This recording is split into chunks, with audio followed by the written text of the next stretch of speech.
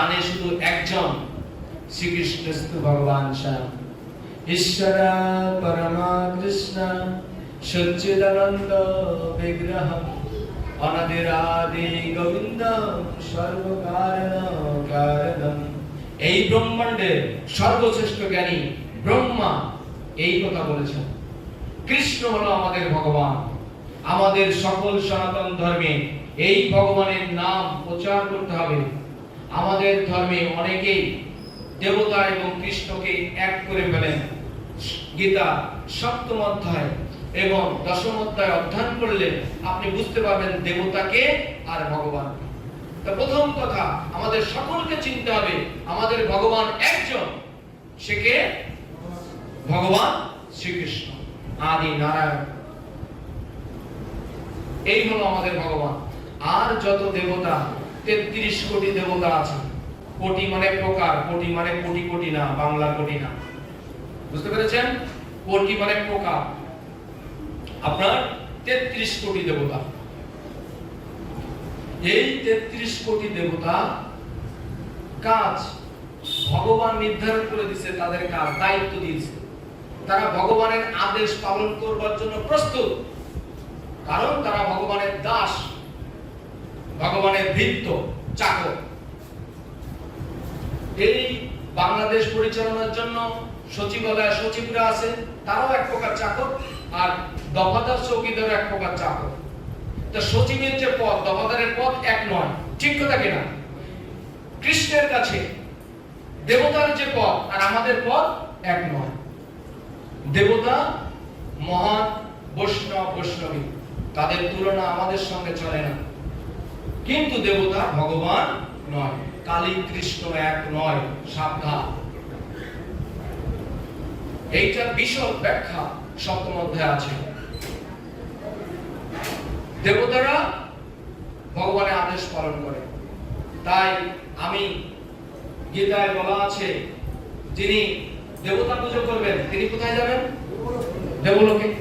প্রশ্ন, দেবলোকে দেবতা পুজো করলেই কি যাবে? কথা বুঝেন? দেবলোকে দেবতা পুজো করলেই কি চলে যাবে? রামকৃষ্ণের মতো দেবতা পুজো করতে হবে। হরে কৃষ্ণ। মাকে কেমন ভাবে ডেকেছেন? মা নিজেই তার বেড়া বাঁধতে চলে এসেছেন। এরকম কে ডাকেন যে দেবলোকে যাবেন? তাহলে দেবলোকে যাওয়ার জন্য আমাকে দেবগুণ প্রাপ্ত হতে হবে। হরে কৃষ্ণ। আমার বাবা মরে গেল, একজন মরে যাওয়ার সঙ্গে সঙ্গে বললাম স্বর্গধাম প্রাপ্ত হয়েছে না। আমার প্রশ্ন আছে, স্বর্গধাম কি সর্বোচ্চ জায়গা? মাতাজিরা, স্বর্গধাম সর্বোচ্চ জায়গার নাম কি? হ্যাঁ, গোলক বৃন্দাবন ধাম। হরে কৃষ্ণ। আর বৈকুণ্ঠ, বৈকুণ্ঠ মানে কি? যেখানে কোনো কুণ্ঠা নাই, যেখানে কোনো টেনশন নাই, যেখানে কোনো দুশ্চিন্তা নাই, তাই হলো বৈকুণ্ঠ। বৈকুণ্ঠে গেলে সেখানে খাবার দাবার, সেখানে চেহারা, সেখানে কি হবে? জরা নেই, সেখানে কোনো ব্যাধি নেই, সেখানে কোনো আপনি বৃদ্ধ হবেন না, আপনার মৃত্যু নেই, আপনার সম্পদের কোনো অভাব নেই। আপনি যা বলবেন, চিন্তামণি দেওয়াল আছে, আপনি মনে করবেন চিন্তা করছেন এই দেওয়ালটা যদি স্বর্ণ খচিত হতো, মাঝে যদি হীরা মণি মাণিক্য থাকতো, সঙ্গে সঙ্গে হয়ে যাবে সেখানে। হ্যাঁ, সেখানে সুরভি গাভী আছে, আপনি যা খেতে চান সুরভি গাভীর কাছে চাইবেন, তৎক্ষণাৎ আপনি সেগুলো পাবেন। এখন প্রশ্ন, এইখানের এই হাবিজাবি খাবার জন্য কি এখানে পড়ে থাকবেন? এখানে হাবিজাবি পাওয়ার জন্য কি আপনি পাশের বাড়ির লোকের সাথে মারামারি করবেন? ওনাদের সাথে হিংসা করবেন? এই দোকান টোকান নিয়ে মারামারি করবেন? ভাই ভাইয়ের সাথে সম্পর্ক হানি করবেন? এই সম্পদ তো আপনার না, এই সম্পদ পূর্বে আপনার পিতার ছিল, তার আগে আর একজনের ছিল, আবার সামনে আর একজনের হয়ে যাবে। রাখাল মাত্র আপনি, তার রাখালের এত মাতবাড়ি। কৃষ্ণ দেখছেন, হাসছেন যে আমি যাকে রাখতে দিছি সে মালিক সেজে বসে আছে। তাহলে আপনাকে নিজের দিকে তাকাতে হবে যে আমি কে? আমি কে? আমি হলাম কৃষ্ণের দাস। দাস হলে কি হবে? দাস হলে কি চাকর হয়ে যাব? হ্যাঁ, অনেকে মনে ভাবে যে দাস দাস যেমন গাড়ি ধরে মুছে টুছে বেড়ায়, তার সম্মান টম্মান নেই, এরকম অবস্থা। এখন আমার প্রশ্ন, ডিসির যে গাড়ি চালায় তার সম্মান আছে? কথা বলেন, ডিসির গাড়ি চালায় তার সম্মান আছে? হ্যাঁ, যে এমপির গাড়ি চালায় তার কি সম্মান আছে? এমপি 3 কোটি টাকার গাড়ি কিনছে। ড্রাইভার বাড়ি তার টিনের ঘর, ড্রাইভার এমপির গাড়ি চালায়, এমপি যে এসির বাতাস খায়, তার যে ইনকাম এসে যে এসির বাতাস খায়, সে ফার্স্ট ইয়ারে বসে থাকে, সে যে গাড়িতে চলে ওই ড্রাইভারও সেই গাড়িতে চলে। এমপি যেখানে যায়, যে খাবার খায়, ড্রাইভারের জন্য আলাদা প্যাকেট করে ওই ড্রাইভারের জন্য দিয়ে দেয়। এমপি যে যোগ্যতা, ড্রাইভার কিন্তু তার কোনো যোগ্যতা নেই, আছে কি না? হরে কৃষ্ণ। কৃষ্ণের আসলে কি হবে বলেন? কৃষ্ণের আসলে কি হবে? সেরকম সম্মান প্রাপ্ত হবে। হরে কৃষ্ণ। আপনার চেহারা কৃষ্ণের মতো হবে। কৃষ্ণ এত উদার যে আপনার চেহারা তার মতো করে দেবে, তার অনেক পাওয়ার আপনার ভিতর দিয়ে দেবে। আমাদের ধর্মেরই যোগীরা বায়ু সেবন করে এখনো বরফের ভিতরে খালি গায়ে ধ্যান করছে, আছে কি নেই? মিথ্যা কথা বলছি নাকি? কেমন ভাবে পারে? কোনো কিছু খাবার খাচ্ছে না, বায়ু সেবন করে বসে আছে। ভাবা যায়, কল্পনা করা যায় না। তাহলে আপনার কাছে আমার প্রশ্ন, কি জন্য এইখানে আপনি এই জড় জগতে এই সম্পদ নিয়ে বাহাদুরি করছেন? কি জন্য আপনি এত বড় ইঞ্জিনিয়ার হয়ে, এই তল্লাটের চেয়ারম্যান হয়ে আপনি নিজেকে মনে করছেন যে আমার সাকসেস, আমি সবকিছু পেয়ে গেছি, সবাই আমাকে সম্মান করছে? প্রশ্ন, মৃত্যুর পরে আপনার কি হবে? যখন আপনাকে চিতায় উঠে দেওয়া হবে, মৃত্যুর পরে যখন সবাই পুড়ে ছাই করে দিয়ে আসবে, তারপরে যখন আপনাকে যমদূতে ধরে নিয়ে যাবে, যমদূতে ধরে নিয়ে কোথায় যাবে? যমলোকে যাবে। যমলোকে যেতে কয়দিন লাগবে? হরে কৃষ্ণ। যমলোকে যেতে কয়দিন লাগবে? মৃত্যুর পরে 47 দিন লাগবে। 16টা স্টেশন পার হতে হবে। যদি আমরা পাপ করি, সেই পাপের ঘোড়া ওই জায়গায় পূরণ করতে হবে। এক একটা স্টেশনের বর্ণনা দিলে আপনার গা থেকে ঘাম ঝরে যাবে। যদি আমরা মনে মনে যেভাবে আমরা মানুষের ক্ষতি করছি, পাপ করছি, এই পাপের প্রত্যেককে ফল প্রাপ্ত হতে হবে, ক্ষুদ্রাতি ক্ষুদ্র পাপে। তাই আমাদের পাপ সম্পর্কে আপনাদের জানতে হবে। আমি 5 দিন আছি, যেহেতু এক একটা বিষয় নিয়ে কথা বলবো, আমি আবার এই ভাগবতমের শ্লোকে যাব, যাতে এটাকে শেষ করা যায়। আর এখান থেকে আমরা এই মহান শ্রীমদ্ ভগবত গীতা থেকে আমরা জ্ঞান গ্রহণ করব যে ভাই ভাইয়ের সঙ্গে কেমন সম্পর্ক স্থাপন করে।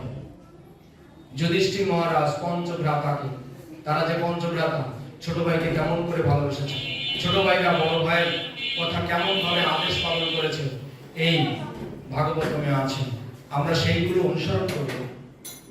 আমাদের ভাইয়ের ভাইয়ে এখন সম্পর্ক বিলীন হতে চলেছে, আমাদের ধর্মের মানুষের ভিতরে হানাহানি চলছে, আমরা এটা বন্ধ করব। তবেই আমাদের এই গীতা শিক্ষা, এই ভাগবতম আমাদের জীবনকে মহিমান্বিত করবে। আমি সেই জায়গায় আবার প্রশ্ন রেখে শ্লোকে যাব। প্রশ্ন হলো আপনাদের সকলের চরণে, আপনি কবে নিজেকে মুক্ত করবার জন্য দৃঢ়ভাবে চেষ্টা করবেন? কবে আপনি সাধু সঙ্গ, ধরেন কোনো গুণ নাই, কবে আপনি সাধু সঙ্গ করবেন? কবে সাধু সঙ্গ করে আপনি নিজে শুদ্ধে যাবেন? আর যতদিন পর্যন্ত আপনি সাবধান হবেন, যতদিন পর্যন্ত আপনি শুদ্ধাবেন না, ততদিন পর্যন্ত কৃষ্ণ আপনার এই সংসার জ্বালাময় জগতে এনে বিভিন্ন প্রাণী, বিভিন্ন দেহে ভ্রমণ করাবে। কষ্টে কষ্টে জীবন যাবে। এই সকল কষ্ট থামাতে পারে একমাত্র শাস্ত্র জ্ঞান অধ্যয়ন করে, শাস্ত্র মত নিজেকে পরিচালনা করা। হরে কৃষ্ণ।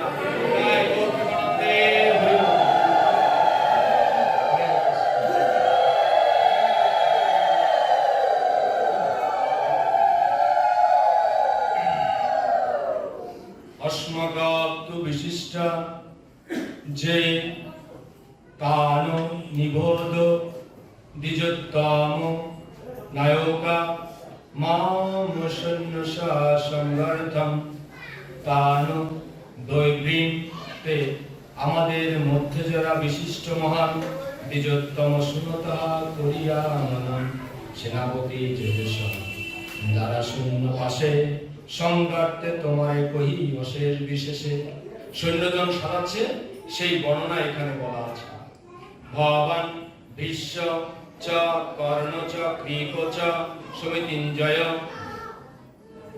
অশ্বত্থামা বিকর্ণ চ সৌমদত্তে তথা এব চ আপনি আর পিতামহ বিশ্বাদিগম কৃপাচার্য রণজয়ী ভয়া করতে বর্ণন। অশ্বত্থামা বিকর্ণাদি সৌমদত্তি আর যথা যথা তথা তথা সৈন্যসে অপার। সেখানে রয়েছেন আপনার মতোই ব্যক্তিত্বশালী ভীষ্ম, কর্ণ, কৃপা, অশ্বত্থামা, বিকর্ণ ও সৌমদত্তের পুত্র ভূরিশ্রবা, যারা সর্বদা সংগ্রামে বিজয়ী হয়ে থাকেন। সঞ্জয় এই কথাগুলো বর্ণনা করছেন। হরে কৃষ্ণ। এই আমরা টেলিভিশনের মাধ্যমে এই ভূপগ্রহ টেলিকাস্ট করে আমাদের টেলিভিশনের মাধ্যমে আমরা দূরের খেলা পরিদর্শন করি এখন বর্তমান সময়। পূর্বে এই টেলিকাস্ট করার পদ্ধতি ছিল কেমন? গুরুদেবের কাছে প্রাপ্ত হয়েছে শিষ্য। এটা আমাদের ধর্মের প্রতীয়মান কি সঞ্জয় তার গুরুদেবের কাছে দিব্য চোখ প্রাপ্ত হয়েছে, যে ঘরের মধ্যে বসে সে কুরুক্ষেত্রের যুদ্ধক্ষেত্র দর্শন করতে পারে। হরে কৃষ্ণ। হ্যাঁ, এমন ব্যাপার, এটা কল্পনা নয়, বাস্তব।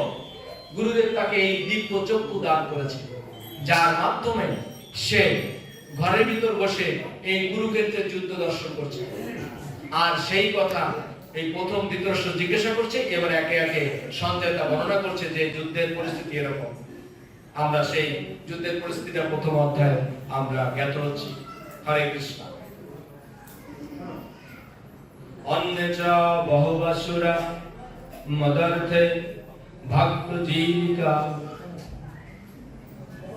নানা শাস্ত্র ঘোরানা সর্বে যুদ্ধ বিশারদা। এছাড়া আরো বহু সেনানায়ক রয়েছেন যারা আমার জন্য তাদের জীবন ত্যাগ করতে প্রস্তুত। তারা সকলেই নানা প্রকার অস্ত্রশস্ত্র সজ্জিত এবং তারা সকলেই সামরিক বিজ্ঞানে বিশারদ।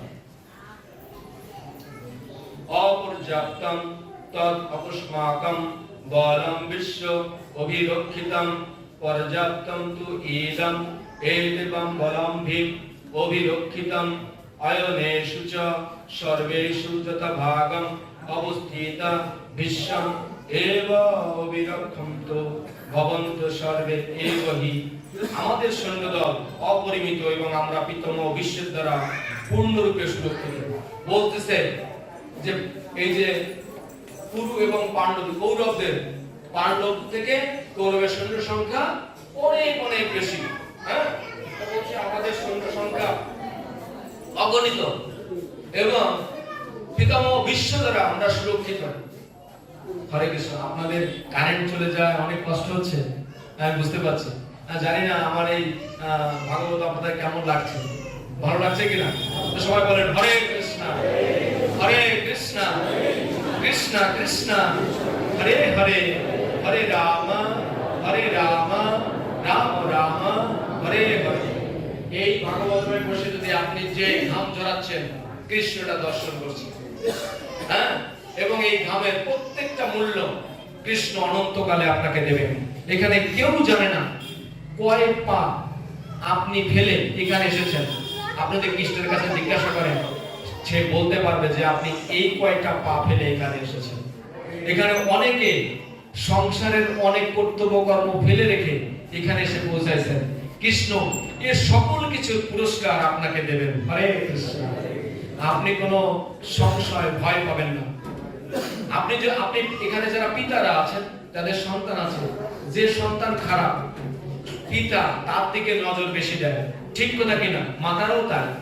হ্যাঁ, তা আমরা যে এই আসামি হয়ে পড়ে আছি, অনন্ত বিশ্ব ব্রহ্মাণ্ডে অনন্ত কোটি ব্রহ্মাণ্ড আছে, তার ভিতরে এই ভূলোকায় একটা, এইখানে যারা বাস করে তারা সকলে আসামি। মারবেন না তো? হরে কৃষ্ণ। হ্যাঁ, আমিও একজন আসামি, বুঝতে পেরেছেন? হ্যাঁ, এই আসামি বিধায় আমরা এই লোকে আছি। আর এর থেকে অনন্ত অনন্ত সুন্দর সুন্দর ব্রহ্মাণ্ড আছে, যার খাবার, ফুল, আবাসস্থল অনেক অনেক উন্নত, যা আমরা কল্পনাও করতে পারি না। তাই সেখানে যাবার জন্য চেষ্টা তো করতে পারি। তো সেজন্য আপনাদেরকে আমি আহ্বান জানাবো যে আপনাদের যদি এমনি কোনো যোগ্যতা আমাদের কম থাকে, তাহলে আমরা সবাই মিলে সাধু সঙ্গ করব। হরে কৃষ্ণ। সাধু সঙ্গ করলে কি হবে? সাপ লুডু, সাপ আছে না? সাপ আছে? আমরা সাপ লুডু খেলেছি, বাসুই আছে। এমন একটা সাপ আছে যে সাপটা 96তে খেয়ে দিলে 6 কোটে চলে আসে। হরে কৃষ্ণ। আছে কিনা? হ্যাঁ, এমন অপরাধ আছে যে অপরাধ করলে আপনাকে অনন্তকাল নরকগামী হতে হবে। হরে কৃষ্ণ। আর এমন বাসই আছে যে বাসই পেলে, ধরেন আপনার আমার তেমন কোনো যোগ্যতা নেই, ওই বাসই যদি আমরা পাই, তাহলে সাপড়িতে দেখবেন একটা বাসই অনেক, হ্যাঁ, একেবারে 90 করে চলে গেছে, এরকম বাসই আছে। যদি আপনি বুদ্ধিমান হন, তাহলে এই বাসইগুলো আপনি খোঁজ করবেন আপনার জীবনে, হ্যাঁ, অন্যকে ক্ষতি না করে। তা তেমন একটা বাসইর নাম হলো সাধু সঙ্গ করা। হরে কৃষ্ণ। সাধু সঙ্গ, সাধু সঙ্গ সর্বলোকে কয়, লব মাত্র সাধু সঙ্গে সর্ব পাপ। তাহলে আমার কোনো যোগ্যতা নাই। একটা ব্যক্তি আপনার বিশ্বালয়ে গেছে, বিশ্বার সাথে সঙ্গ করেছে, তার জীবনে সুপ্রীতি তেমন কিছু নাই। চুরি করেছে, বাবা শেষ পর্যন্ত তাকে তেজপুত্র করেছে। সে চুরি করে এমন নাম করেছে যে অন্যরা চুরি করলে তারে ধরে নিয়ে এসে মারে যে তুই চুরি করেছিস।